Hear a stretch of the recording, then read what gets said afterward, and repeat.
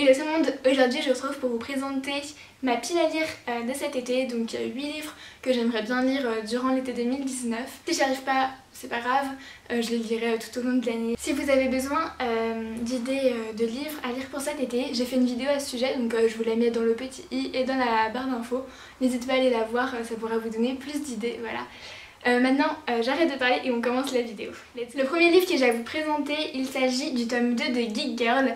Je vous ai présenté justement le tome 1 dans la vidéo que je vous parlais tout à l'heure, donc n'hésitez pas à aller voir si vous cherchez l'histoire.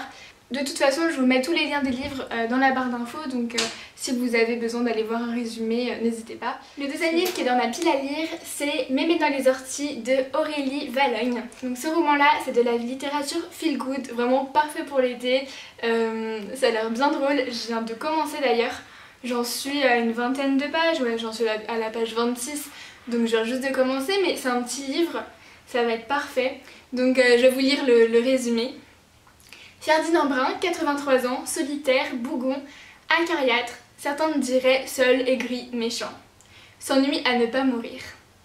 Son unique passe-temps, éviter une amarda de voisine aux cheveux couleur pêche, lavande ou abricot. Son plus grand plaisir, rendre chèvre la concierge, Madame Suarez, qui joue les petits chefs dans la résidence. Mais lorsque sa chienne prend la poudre d'escampette, le vieil homme perd définitivement goût à la vie.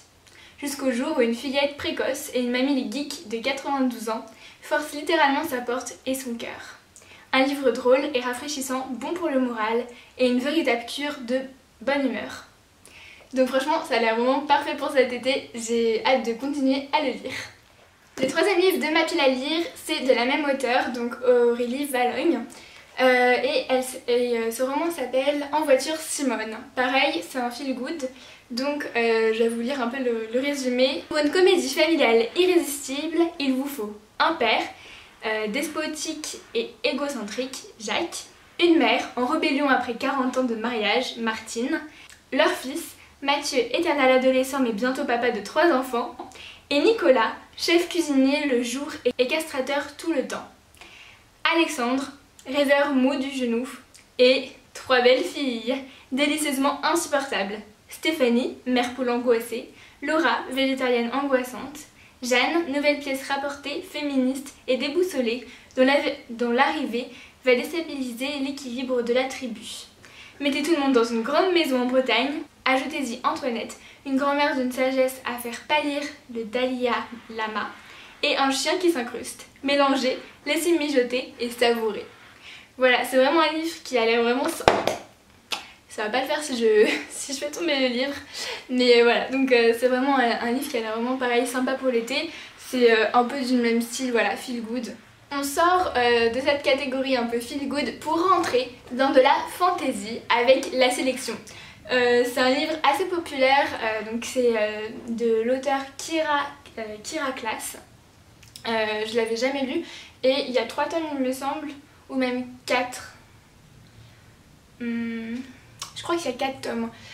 Donc en tout cas ça a l'air vraiment cool aussi, c'est pas du tout le même genre. Je vais vous lire la 4e de couverture comme pour les 2 autres livres. Donc 35 candidates, une couronne, la compétition de leur vie. Pour les jeunes filles choisies, la sélection représente une chance unique de troquer un destin misérable contre un monde de paillettes en séduisant Maxon, le prince héritier. Mais pour America Singer, cette sélection relève du cauchemar. Cela signifie renoncer à son grand amour, quitter sa famille et entrer dans une compétition sans merci.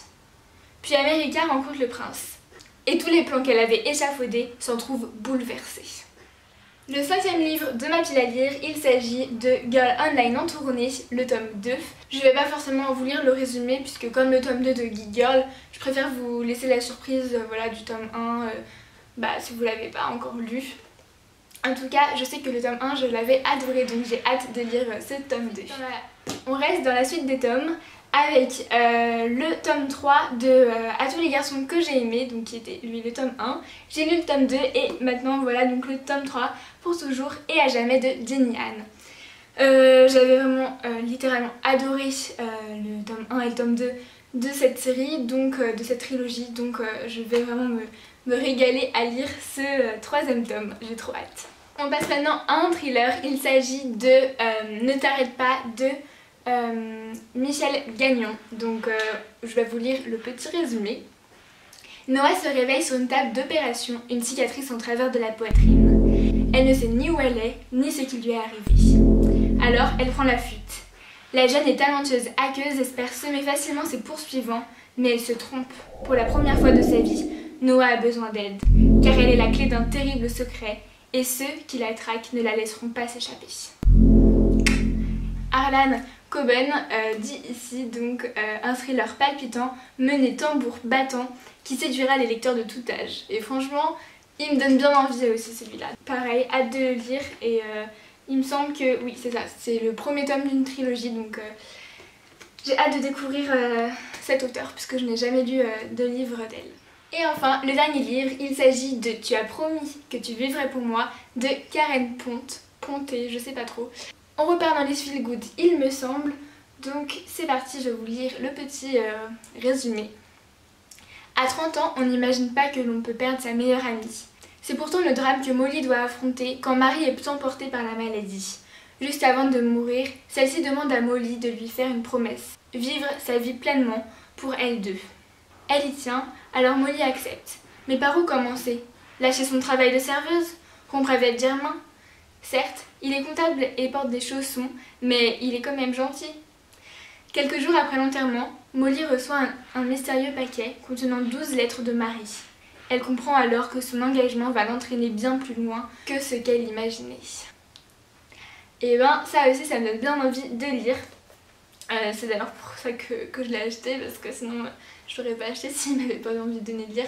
Et voilà, c'est maintenant la fin de cette vidéo. Je vous ai présenté les 8 livres que je voudrais lire cet été. J'ai vraiment envie de tous les lire franchement, puisque ils me donnent tous vraiment hyper envie. Donc voilà, n'hésitez pas à me dire si vous en avez lu un des 8 et à me partager votre avis, et également si vous en avez d'autres à me conseiller. Peut-être pas pour l'été parce que là je vais déjà être bien occupée, mais peut-être pour la rentrée, pour plus tard quoi. Voilà. N'hésitez vraiment pas à me partager vos coups de cœur lecture dans les commentaires, je me ferai vraiment une grande joie de partager tout ça avec vous. Je vous souhaite une bonne journée et puis je vous dis à plus tard, bye.